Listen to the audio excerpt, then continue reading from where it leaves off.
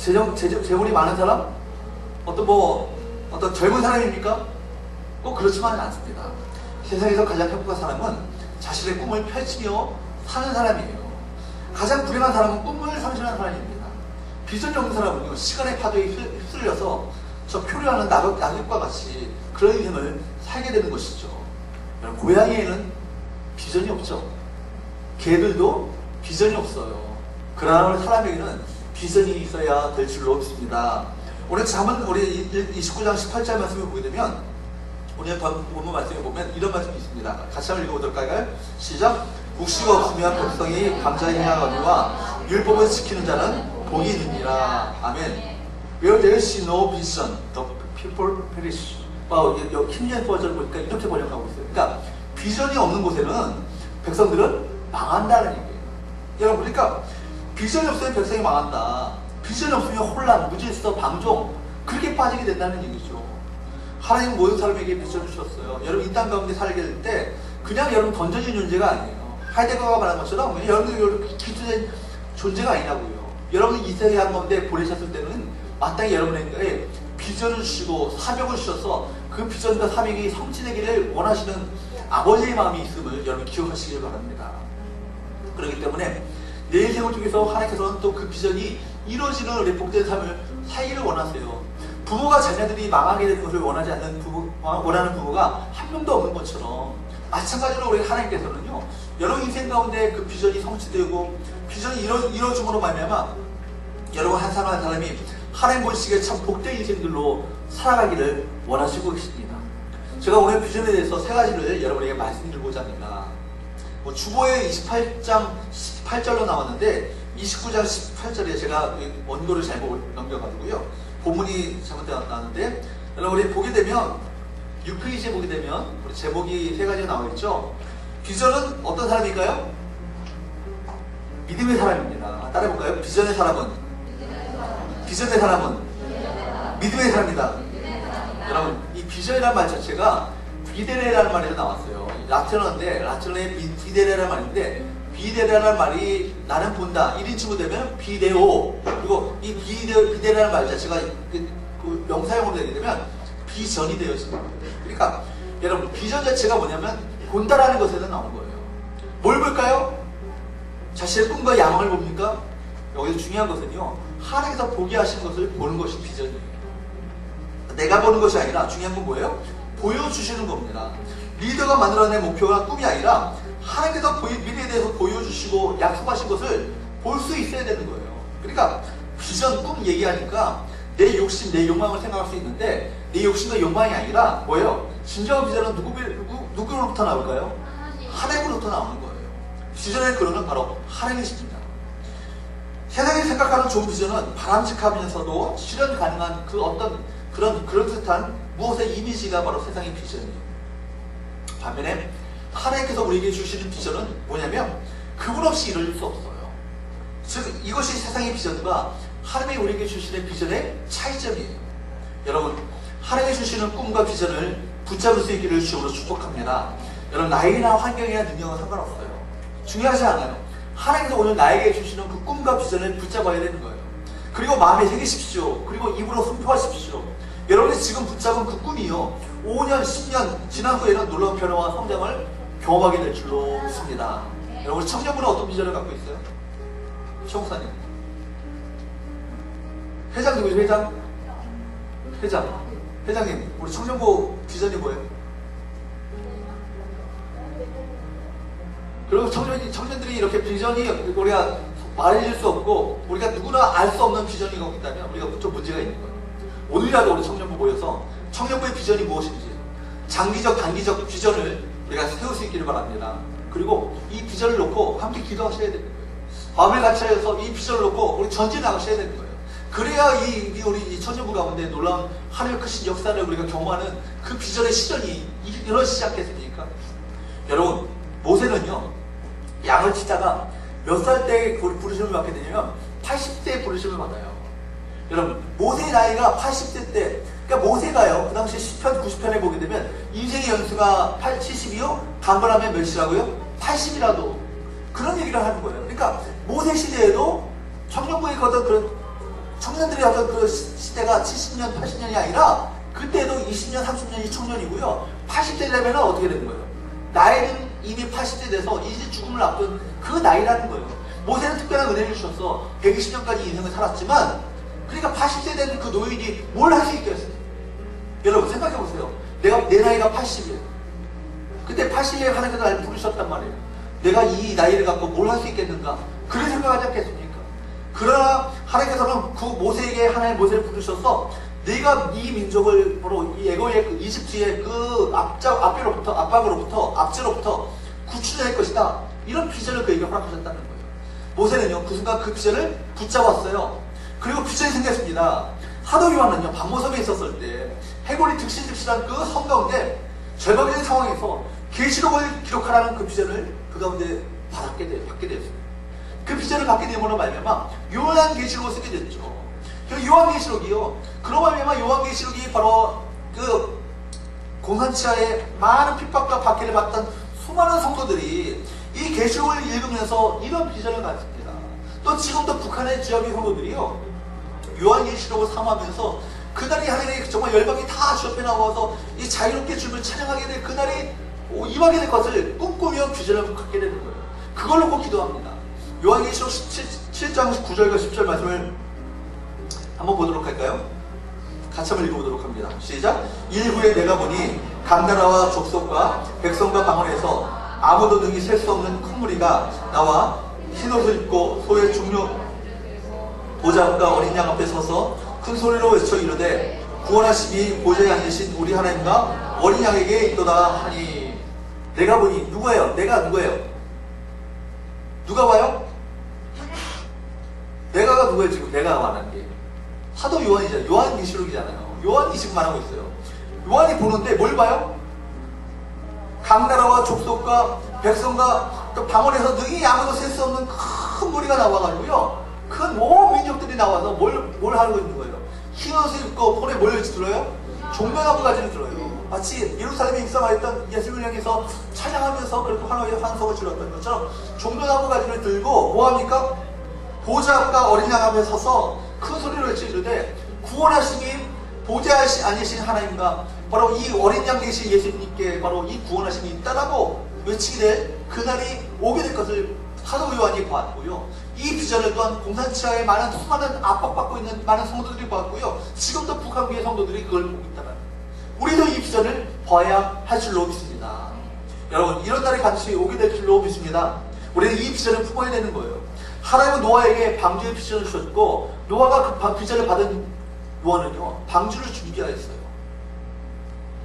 하나님은 베드로에게 살아남는 비전을 주셨고 베드로는 그 비전에 순종함으로 말미암아 초대교회를 일으켜 세우는 위대한 사도가 되었습니다. 여러분 하나님은 리빙스턴 사도 바울에게 전세계를 복음하라는 그 비전을 주셨고 바울은 그 비전을 붙잡고 전세계로 나가서 하나님의 복음을 증가함으로 말미암아 오늘날 이 조선 땅까지 이 대한민국 땅까지 복음이 전해짐으로 말미암아 우리가 하나님을 찬송하게 되시는 놀라운 역사가 우리 가운데 나타나게 됐죠. 여러분 하나님은 리빙스턴에게 아프리카에 대한 비전을 주셨습니다. 리빙스턴은 수천 명의 선교사들이 복음을 전할 수 있는 그 돌파구를 그가 직접 열지 않습니까? 여러분 하나님은 조지 밀러에게 고아들을 향한 비전을 주셨고 밀러는 이 비전을 받았기 때문에 돈도 없이 수천 명의 고아들을 먹여 살리는 그런 놀라운 하나님의 역사를 그가 감당할 수 있었던 거예요. 하나님께서 여러분 가운데 주시는 비전을 우리 가운데 붙잡아야 합니다. 아브라함과 조카 롯의 이야기를 잘 알고 계시죠? 아브라함의 종과 조카 롯의 그 종들이요 서로 그 같은 땅에 살면서 서로 같은 하게 되니까 아브라함이 롯에게 이렇게 제안을 합니다. 내가 우하면 내가 좌하고 오른쪽으로 가면 내가 왼쪽으로 갈 것이니 또 여러분 당신이 네가 왼쪽으로 가면 내가 오른쪽으로 가게 돼. 네가 선택할 땅을 먼저 선택하라 이야기를 합니다. 그러니까 롯이요 그 소돔과 고모라 성 가까이에 있는 그 비옥한 땅을 그가 눈으로 보는 거예요. 그 땅을 선택하게 되면 그러나 소돔과 고모라가 타락한 땅이고 아주 그 어려운 정말 세상적인 타락의 문명의 어떤 그 타락한 땅이었는데 그 땅 가운데 가까이 있는 땅을요 비옥하다는 그 이유만으로 그 땅을 선택하게 됩니다. 덥석 선택합니다. 그러니까 허탄한 아브라함 멍하게 있는데 하나님이 뭐라고 그 아브라함에게 말씀하시는 거예요? 창세기 13장 14절과 15절 말씀을 보도록 합니다. 시작! 롯이 아브라함을 떠난 후에 여호와께서 아브라함에게 이르시되 너는 눈을 들어 너 있는 곳에서 북쪽과 남쪽 그리고 동쪽과 서쪽을 바라보라. 보이는 땅을 내가 너와 네 자손에게 주리니 영원히 이르리라. 아멘. 여기 보세요. 제가 노란색으로 설치한 걸 읽어보세요. 어느 곳에서? 어느 곳에서? 너 있는 곳에서 북쪽과 남쪽 그리고 동쪽과 서쪽을 바라보라는 거예요. 너 있는 곳에서. 많은 사람들은요 자꾸 다른 사람의 자리에서 사방을 바라보면서 열등감을 가져요.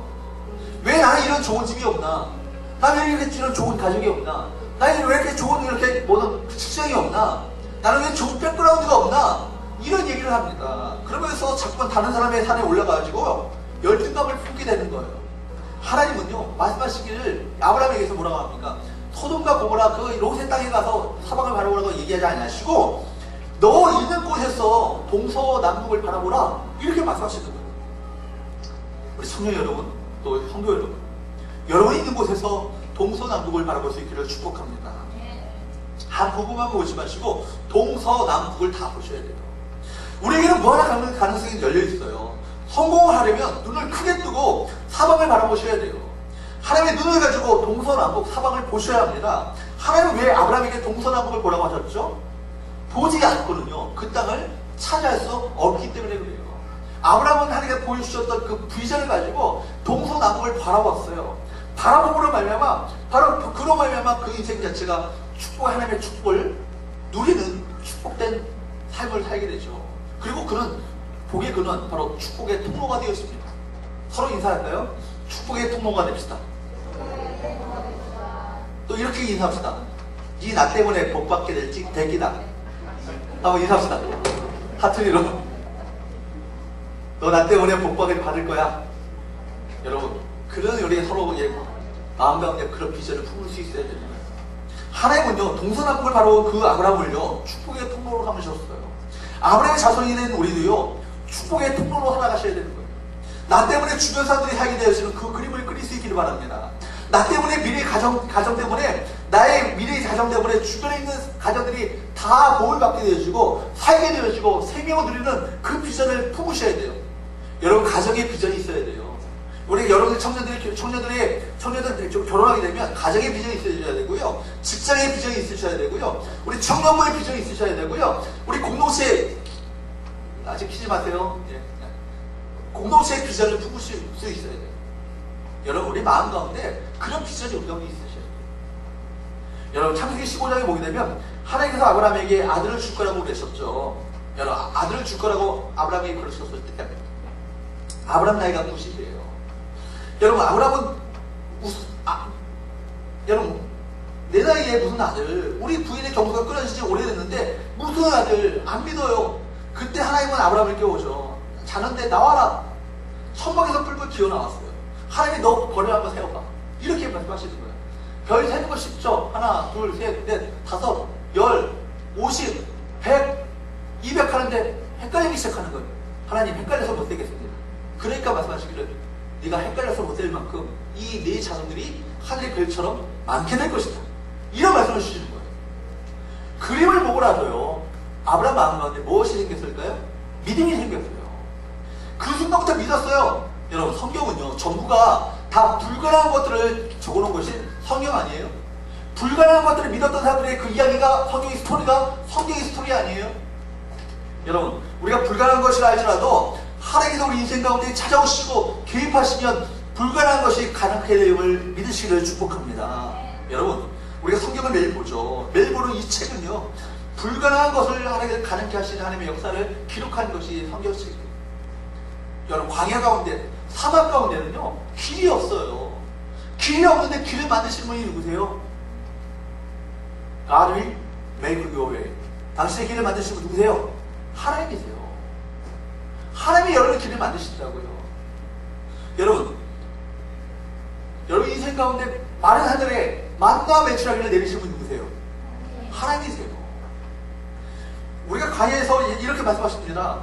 보라 내가 새 일을 행하리니 이게 나타날 것이라 너희가 그것을 알지 못하였느냐. 하나님께서 우리를 그림을 그리는 순간 개입하시고 역사하십니다. 여러분의 인생에 대해서 어두운 그림을 그리지 않길 바랍니다. 두려움의 그림을 그리지 않길 바랍니다.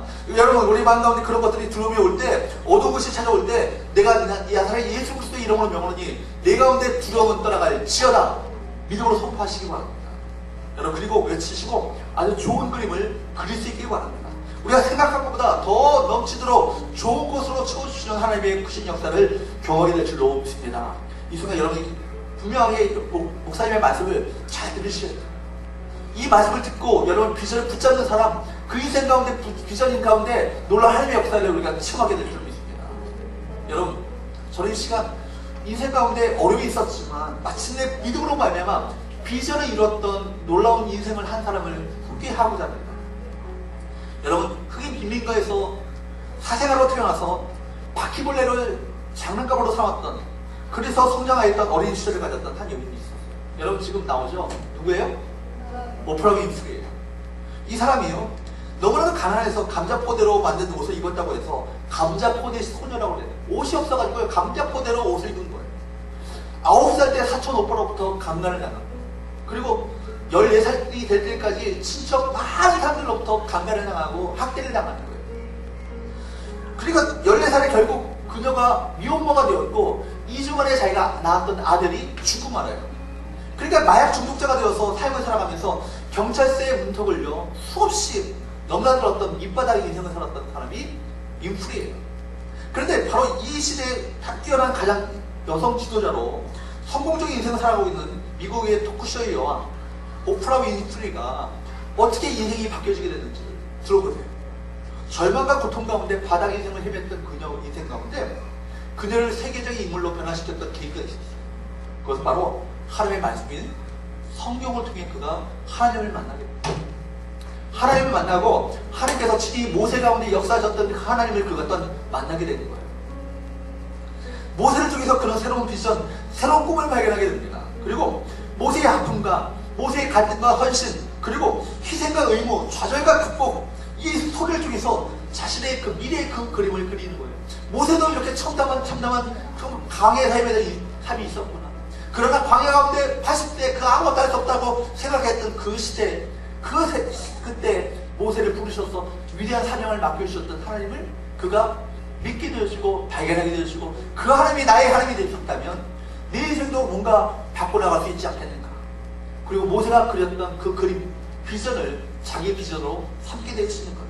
그리고 오프라 윈프리는요, 역경을 통해 헤쳐나가는 개인 모세의 모습만 본 것이 아니라 선구자, 선각자, 인도자의 역할까지도 그가 꿈을 꾸게 됩니다. 그 모세를 본 거예요. 그녀는 계속해서 모세를 흉내내려 부단히 노력했습니다. 그 인내는 힘이 들었지만 끈기가 있었고 초자일관적인 그런 인내를 가지고 그 인생을 살아가게 됐어요. 그러다 보니까 자신도 모르는 사이에 그 인생 가운데 가시적인 노력이, 성과들이 나타나기 시작했고요. 본인도 모르는 사이에 과거는 미래를 결정짓는 장애물이 아니다, 이 명제를 그 삶 가운데 명백하게 드러내는, 현실로 똑똑히 증명해내는 아름다운 인생이 되었던 거예요. 지금도요, 지구촌 곳곳에 어려운 이들을 향한 저 구제와 선행으로 많은 이들을 감동시키는 인생을 지금 살고 있습니다. 그녀의 자서전에게 그 이것이 사명이다 라는 책에 보면 그녀의 인생 철학을 4가지로 이야기하고 있는 것을 보게 돼요. 첫 번째 한번 같이 한번 읽어볼까요? 시작. 남보다 더 가졌다는 것은 축복이 아니라 사명이다. 여러분, 남보다 여러분들이 갖고 있는 것이 뭐예요? 목사님, 저는 건강밖에 없거든요. 건강, 그거 사명이에요. 건강을 통해서 남을 복되게 할 수 있는 그 통로가 있습니다. 남보다 여러분 재물이 많이 가지 않습니까? 그 재물은 여러분 축복이 아니라 사명이에요. 남보다 재능을 가졌습니까? 재능이 있다면 여러분 그것은 여러분 인생 가운데 사명이에요. 여러분 마음 가운데 다른 사람에게 선행하고자 하는 그 좋은 선한 마음을 더 마음 가운데 품었습니까? 남보다 더 가졌다는 것은 그것은 사명이에요. 두 번째, 한번 따라 같이 했습니다. 시작. 남보다 아파하는 것이 있다면 그것은 고통이 아니라 사명이다. 아파본 사람만이 아픔을 겪는 사람에게 봉사할 수 있기 때문이다. 여러분, 헨리 나웰이 쓴 그 상처 입은 치유자라는 그 책이 있어요. 상처 입은 치유자, 누굴 가리키는 거예요? 예수님을 가리키는 거예요. 예수님께서 이 땅 가운데 우리를 먼저 상처를 입으셨고 고통과 아픔을 겪으셨어요. 그나큰 고난을 당하셨어요. 역경을 겪으셨어요. 그렇기 때문에 고난당하는 우리를 넉넉히 우리를 위로하시며 치유하실 수 있는 그분이 되시는 거예요. 여러분, 내가 아파본 그 고통이 있다면 그 아파본 고통을 통해서 그 고통 가운데 있는 이자를 우리가 위로할 수 있는 바로 사명자, 섬김을 감당할 수 있는 바로 그런 봉사자가 될 수 있음을 여러분 기억하시기를 축복합니다. 여러분의 아픔이 도리어 다른 사람에게 복이 되어주는 귀한 은혜가 있게 되기를 축복합니다. 여기 상처라는 말이 스카라는 말이잖아요. 스카라는 말 자체가 C를 자체가 T로 한번 바꿔보세요. 뭐가 돼요? 스타가 되고 내 아픔이요 도리어 다른 사람에게 별이 될 수 있다. 믿으십니까? 눈을 크게 뜨시고. 예, 여기 안 보이는데 우리 조용히 안 되죠. 여러분, 세 번째 한번 읽어볼까요? 시작. 남보다 설레는 꿈이 있다면 그것은 망상이 아니라 사명이다. 여러분, 남보다 설레는 여러분 꿈이 있다면, 비전이 있다면 그것은요 망상이 아니에요. 여러분 가운데 주시는 하나님의 꿈이요 비전임을 여러분 기억하시기를 축복합니다.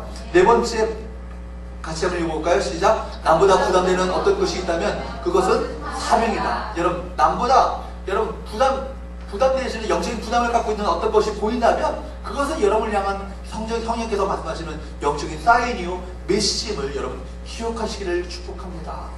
여러분, 오프라 윈프리는요 그렇게 자기의 어떤 인생을 사명의 인생으로 살았어요. 사명이라는 것은 뭡니까? 사명 자체는 바로 나를 향하신 하나님 부르심이 있는 거예요.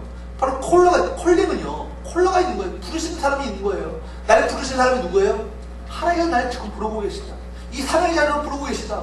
이 사명자로 내가 순종해 나가게 될 때 내 삶 가운데 하나님 역사하신다면 이 비전이 이루어지게 될 것을 믿고 살았던 사람이 윈프리였던 것이죠. 여러분, 땅만 쳐다보면서 땅만 후벼파는 다이고로 살든지 아니면 온 창공을 바라보면서 살아가는 독수리로 살든지 선택은요 여러분에게 달려져 있는 거예요. 고개만 숙이고 땅만 바라보며 불평불만하는 사람은요 점점 어둠의 그 구렁텅이 속에 빠져들 수밖에 없는 거예요. 그러나 하나님 하시는 미래를 바라보고 하나님의 축복을 바라보는 사람은 하나님의 축복이 그 인생 가운데 밀려오게 되어 있습니다. 여러분, 내일에 대한 설렘이 있게 되기를 축복합니다. 또 내일이 온대가 아니라 내일 가운데 행하실 하나님을 기대하는 마음을 우리 마음 가운데 품을 수 있어야 돼요. 두 번째, 우리 한번 따라해볼까요? 믿음으로 비전을 선포하라. 두 번째는요, 하나님께서 보여주셨던 그 비전을 여러분이 보았다면 여러분 믿음으로 비전을 선포하는 단계입니다. 민수기 14장에 보게 되면 유명한 이야기가 나오고 있죠. 여러분, 하나님은 모세에게 가나안 땅을 찾아라 말씀하셨어요. 가나안 땅을 찾아라고. 이제 가나안 땅에 가까이 와가지고요 12 정탐꾼을 보내어서 가나안을 정탐하고 그 12 정탐꾼들이 돌아오게 됩니다.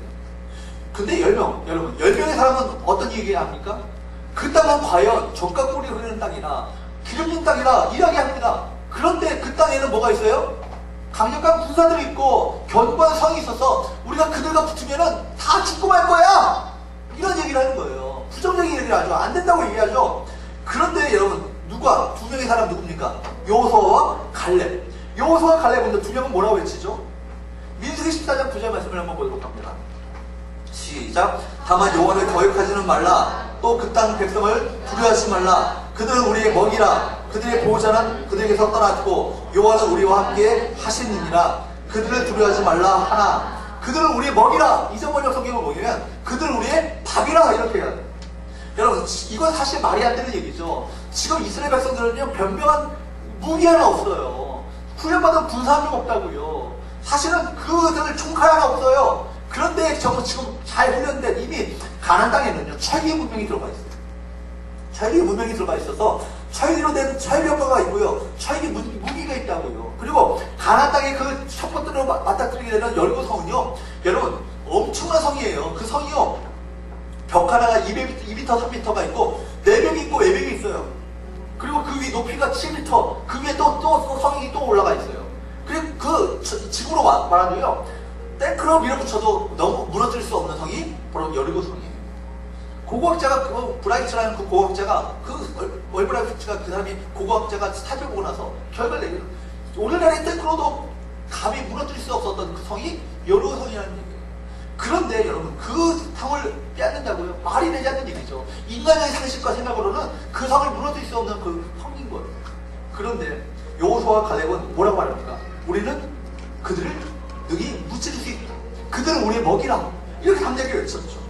말한 대로 어떻게 되세요? 이루어졌습니다. 여러분, 광야에서 안 된다고 못한다고 이제는 끝났다라고 다 죽었다라고 얘기했던 그 사람들은요, 말한 대로 다 광야에서 죽었어요. 그렇지만 여호수아와 갈렙만은요, 가나안 땅에, 모세도 들어가지 못했던 그 가나안 땅에 들어가게 됩니다. 믿음으로 선포한 대로 이루어지게 된 것이죠. 어떻게 그게 가능했죠? 여호수아와 갈렙은요, 하나님이 주신 그 눈을 가지고 그 비전에 눈을 고정하고 있었기 때문에 담대하게 그렇게 외칠 수 있었던 것입니다. 저는 이 말씀을 묵상하면서 이런 생각이 드는 거예요. 이거 저 사람들이 다 안 된다고 얘기할 때 자칫다가 나가 된다고 얘기했다가 돌에 맞아 죽을 수 있어요. 그러니까 하나님께서 그래도 하실 거야 하고 조용히 속으로 생각하고 침묵할 수 있잖아요. 그런 생각을 하고 먹은 거예요. 근데 여호수아와 갈렙은요, 오히려 사람들이 반발할 수 있고 오히려 그를 향해서 돌을 던질 수 있음에도 불구하고 뭐라고 외쳐요? 그 땅은 신이 아름다운 땅이라. 담대하게 외칩니다. 그 땅은 우리의 땅이라. 그리고 그 땅 백성들을 너희가 두려워하지 말라. 그들은 우리의 먹이라, 밥이라. 이렇게 외치는 거예요. 왜 그래요? 그들은 하나님께서 주시는 비전을 보았고 그 비전에 눈을 가지고 그 땅을 보았기 때문이거든요. 이런 여호수아와 갈렙을 향해서 사람들의 그 반응이 어땠습니까? 여러분, 14장 9절 이하에 보게 되면요, 그 14장 이하에 보게 되면 뭐 어떤 얘기가 나오냐면 그 백성들이 이렇게 말하는 여호수아와 갈렙을 향해서 어떻게 하는지 아세요? 돌로 쳐 죽이죠. 그들 향해서 사실은 기립박수를 쳐주면서 당신들 믿음이 있습니다. 믿음으로 그렇게 선포합니다. 참 믿음 있는 사람이군요. 이렇게 격려해줘야 마땅한 데에도 불구하고 그들은 오히려 비전의 말을 하고 있는 이 사람들을요, 돌로 쳐 죽이려고 있다는 거예요. 평범한 사람들은요, 눈에 보이는데 대부분의 사람들은 비전을 갖기보다는 눈에 보이는 대로, 귀에 들리는 대로 정말 인간적인 생각적인 인간적인 상식대로 그것을 판단하고 그렇게 행하려고 합니다. 남들이 다 가는 대로 거기를 그냥 따라가려고 해요. 그렇지만 하나님은요, 언제나 성령에 사로잡힌 소수의 사람을 통해서 무리를 이끌고 가셨습니다. 다른 사람이 다 간다고 해도 그게 하나님이 원하시는 길이 아니라고 한다면 가지 않을 그 믿음이 우리 가운데 있어야 되는 거예요. 또 그것을 외치고 선포하는 믿음이 우리 가운데 있어야 되는 거예요. 여러분, 여호수아와 갈렙은요, 비전의 사람이었어요. 믿음의 사람이었어요. 백성들이 독국하면서 돌로 자신들을 쳐 죽이려 해도 우리는 할 수 있다라고 하던 비전에 붙잡혔던, 비전으로 불타올랐던 사람들이 여호수아와 갈렙이었다는 거예요. 이 세상의 최고의 비전 메이커는 누구라고 생각하십니까? 예수님이시죠. 주님은 12제자에게 모든 민족으로 제자를 삼으라는 비전을 주셨어요. 이런 상식이, 여러분, 이것이 상식적으로 가능합니까? 여러분, 예수께서 초라한 20대에서 30대 청년들 12명의 남자들을 끌고 다녔어요. 그 허름한 남자들은요, 행색이 초라하고요, 수염도 깎지 않아가지고 덥수룩합니다. 그리고 오늘 인생의 루저들은 다 모인 것 같아요. 그런 친구들이라고요. 그런데 그 친구들 모아놓고 컴컴한 동굴 속에 들어가가지고요, 너희들이 세상을 제자로 삼아야 된다. 세상의 모든 민족으로 제자로 삼아야 된다. 그런 비전을 주시는 거예요. 여러분, 제가 우리 청년들을 데리고, 지금 청년들이 12명은 넘어요. 우리 친구 청년들을 데리고 청년들에게 뭐라고 말하면 되겠습니까? 여러분들이 모든 민족으로 제자로 삼으십시오. 모든 민족을 여러분이 제자로 삼으십시오라고 여러분에게 말한다면 상식적인 사람들을 보면은 저를 보면서 미쳤다라고 할 거예요. 저 묻지 않겠습니까? 로마의 원로원의 그 원로들을 모아놓고 한 게 아니에요. 여러분, 그 대학 교수들 모아놓은 게 아니라고요. 정치인들 모아놓고 얘기한 게 아니에요. PhD 학위를 갖고 있는 사람들을 모아놓고, 학자들 모아놓고 이야기한 게 아니라 누구예요? 갈릴리 어촌마을에 생선 냄새가 풀풀 나는 정말 생생의 남루한 그 친구들 모아놓고요, 바로 그 사람들 모아놓고 모든 족속으로 제자를 삼으라. 여러분, 근데 그 말씀이 어떻게 됐어요? 이루어지고 있잖아요. 그 비전이 이루어지고 있잖아요. 여러분, 예수님 가까이 가게 되면 우리는 비전이 생깁니다. 우리는 전 세계를 품어야 되는 거예요. 우리 청년들 마음 가운데, 우리 청년부가 적어도 미전도 종족 한 민족을 여러분 마음 가운데 입양하십시오. 우리 청년들이 미전도 한 종족을 하나 입양하고 그 종족을 위해서 기도하시고 성경음을 보내시고 그 미전도 종족을 향해서 여러분 단기 종교 가고자 하는 꿈도 꾸시고 비전을 품으시기 바랍니다. 그래서 나로 하여금 한 민족이 하나라는 그런 거룩한 꿈을 꿀 수 있기를 주님으로 축복합니다. 여러분 덕분에 모든 민족들이 주 앞에 돌아오는 그 꿈과 환상 가운데 비전 가운데 사로잡혀야 되지 않겠습니까? 여러분에게 하나님께서 주신 그 비전을 선포하시기 바랍니다. 그 비전이 이루어지는 바로 비전 메이커가 될 수 있기를 바랍니다. 그 비전이 바로 하나님께로부터 온 비전이라면 반드시 그 비전은 이루어지게 될 줄로 믿습니다. 세 번째 마지막으로 한번 따라해볼까요? 비전을 끝까지 타오르게 하라. 몽상가와 비전가의 차이가 뭔지 아십니까? 행동을 하느냐 행동을 하지 않느냐의 차이예요. 똑같은 비전을 가져요. 똑같은 꿈을 꿔요. 그러나 몽상가와 비전가는요, 행동을 하느냐 행동을 하지 않느냐의 차이가 있는 거예요. 몽상가는요, 여러 어려움이 닥치면요 이내 그 비전을 포기해버리고 말죠. 그러나 비전가는요, 바로 어려움을 뚫고 전진해 나갑니다. 비전은 방향이에요. 비전은 목표예요. 목표는 글로 써야 하는 거예요. 여러분, 어떤 연구 결과에 의하면 95%의 평범한 사람들은요, 자기의 인생의 목표를요 한 번도 글로 적어본 적이 없는 사람이에요. 우리 청년들 자기 인생의 목표를 글로 적어본 사람이 있어요? 있을 수도 있고 또 한 번도 안 써본 청년들이 있을 수도 있어요. 그러나 나머지 5%의 사람은요 자기 인생의 목표를요 글로 쓴다는 거예요. 그리고 이 5%의 사람들은요 대부분 자기 목표를 이루었다는 것입니다. 1953년에 미국의 예일대 졸업반의 3%만이 인생의 목표를 분명하게 기록하였는데 20년 후에 그 53년도에 그 졸업했던 졸업생들을 다 조사를 했다는 거예요. 조사를 했는데 3%의 학생들이 나머지 97%의 학생들이 이뤘던 그 정보보다 목표를 기록했던 3%의 학생들이 나머지 목표를 기록하지 않았던 97%의 학생들이 이뤘던 것보다 더 큰 성공과 목표와 부와 그 놀라운 성과들을 이루게 됐다는 거예요. 여러분, 목표를 글로 정하는 것, 글로 써보는 것 참 중요합니다. 목표는요 글로 정하시고 단기 목표, 장기 목표가 있어야 되는 거예요. 여러분의 6개월 후에 내가 뭐 하겠다, 5년 후에 내가 뭐 하겠다, 10년 후에 뭐 하겠다, 15년 후에 20년 후에 내가 뭐 하겠다, 이런 목표가 있어야 되는 거예요. 저도요 서원교회 우리 이력 썼을 때 여러분 목회 계획서 속에 우리 교회 5년 후, 10년 후, 15년 후, 20년 후 이거 단기 목표를 다 목표를 세우고 그 단계에 따라서 어떤 목표를 가지고 어떤 비전을 가지고 행할 것인지를 제가 적어드렸어요. 장로님들 다 보셨어요. 여러분, 인생에는요 목표가 있어야 되는 거예요. 막연한 목표는요 막연한 인생을 살 뿐입니다. 분명한 목표는요 분명한 인생을 살게 되는 거예요. 여러분, 비전을 가졌다고 그것이 다 이루어집니까? 여러분, 막연한 우리가 비전을 가졌다고 그 비전을 당연히 이루어진다고 생각하면 그 오산인 거예요. 비전을 이루기까지는요 수많은 어려움과 난관이 있어요. 어려움이 있다고요, 고난이 있다고요, 장애물이 있다고요. 그러나 그 어려움을 이겨내야 되는 거예요. 어려움이 없이 성장할 수 없는 것이죠. 어려울 때 기도해야만 합니다. 어려울 때 하나님의 손을 붙잡아야 되는 거예요. 비전은요 기도에 눈물을 머금고 자라나가게 되는 거예요. 그러므로 여러분 인생 가운데 고난이 올 때, 실패를 거듭할 때 절대로 포기하지 않기를 축복합니다. 여러분, 성경의 사람들 모두가 하나님께서 주신 그 비전을 포기하지 않는 사람들의 이야기 아니에요. 여러분, 히브리서 11장은 뭐라고 하죠? 무슨 장이라고 그래요? 믿음장이라고 하잖아요. 히브리서 11장에 보면 믿음의 사람들의 이야기가 쭉 나옵니다. 거기에 보면은 다 하나님의 비전을 받았어요. 그런데 난관이 없었나요? 어려움이 없었나요? 장애물이 없었나요? 고난이 없었어요? 아니죠. 고난이 있었고 역경이 있었지만 믿음을 가지고 비전을 가지고 그 고난을 뚫고 결국 그 비전을 성취했던 사람들의 이야기가 히브리서 11장 가운데 나타나고 있는 겁니다. 여러분, 이것이 바로 믿음의 사람들의 이야기예요. 여러분, 히브리서 11장 결국 그 중에서도 요셉 보면은요 그 인생 가운데 얼마나 수많은 고난이 있었습니까? 역경이 있었습니까? 비전을, 꿈을 보여주셨던 하나님의 꿈과 비전이 그 인생 가운데 도무지 성취되지 않은 것처럼 보이는 환경 가운데 있었지만 그 꿈을 절대로 접지 않았다는 것. 마침내 그 꿈을 성취하는 비전의 사람이 되었던 것을 보게 됩니다. 우리 청년들, 우리 성도의 여러분, 우리 모두가 이런 비전의 삶이 될 수 있기를 주님으로 축복합니다. 윌겐 노르츠만이라는 그 독일의 신학자가 있어요. 이분이 며칠 전에 우리나라에 들어오셨어요. 그래서 학교들 다니시면서 강연도 하시고 세미나도 보내시고 하시는데, 이분이 일찍이 썼던 책이 뭐냐면 희망의 신학이에요. 희망의 신학. 이 몰트만은요 17살 때 제2차 세계대전이 발발했어요. 그래서 독일군의 독일군의 군인으로 징집되어서 전쟁에 나갔다가 영국군의 포로가 된 거예요. 그래서 포로 수용소에서 그가 있었는데, 그 포로 수용소에서 심한 좌절과 모욕을 당하면서 고통 속에서 절망하고 있었습니다. 게다가 자신이 태어났던 함부르크가 폭격에 의해서 완전히 폐허가 된 거예요. 잿더미가 된 거예요.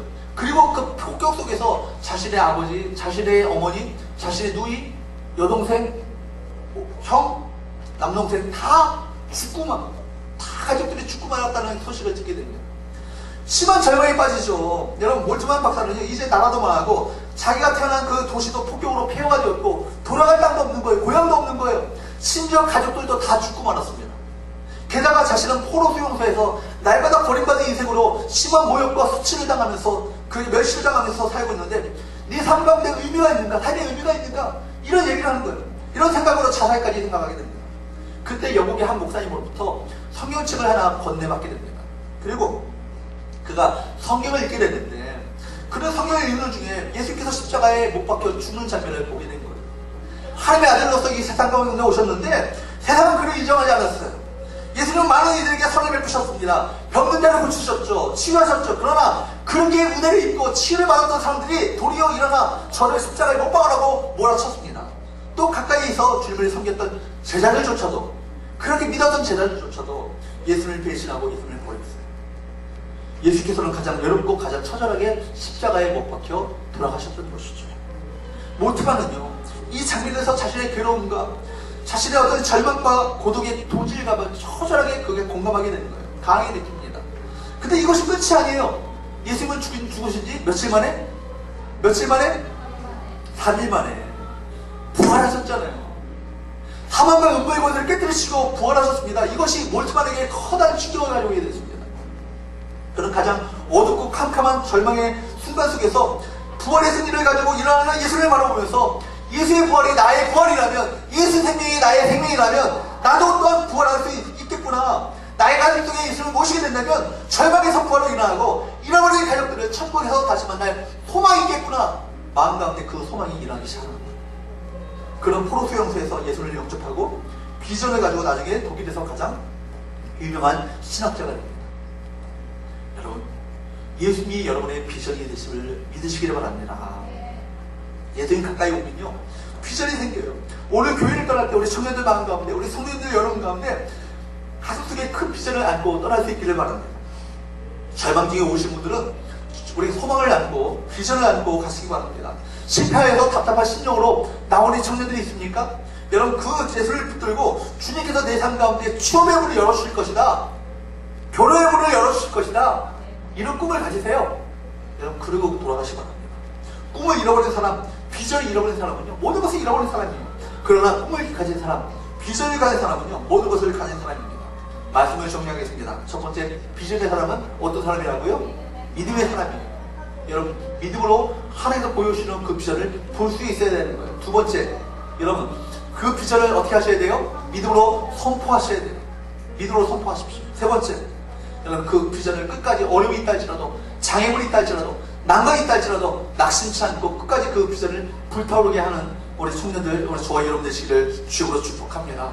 그래서 여러분, 꿈의 현상소, 이 교회에서 정말 주를 만나고 여러분 꿈을 현상시키는, 옛날에 필름 카메라가 있었잖아요. 필름 카메라가 있었는데 필름을 현상해야 그 사진을 나의 것으로 간직할 수 있지 않겠습니까? 지금은 디지털 카메라가 있어서 파일을 오래 저장하지만, 이제는 필름을 현상하지 않으면 그 사진으로 내 것으로 현실시킬 수 없는 거예요. 마찬가지로 비전을, 주님께서 주신 비전을 믿음을 가지고 현상시킴으로 말미암아 그 꿈과 비전을 통해서 결국 다른 사람을 복되게 하는 축복의 통로로 살아가는 우리 모든 청년들, 성도 여러분 되시기를 주로 축복합니다.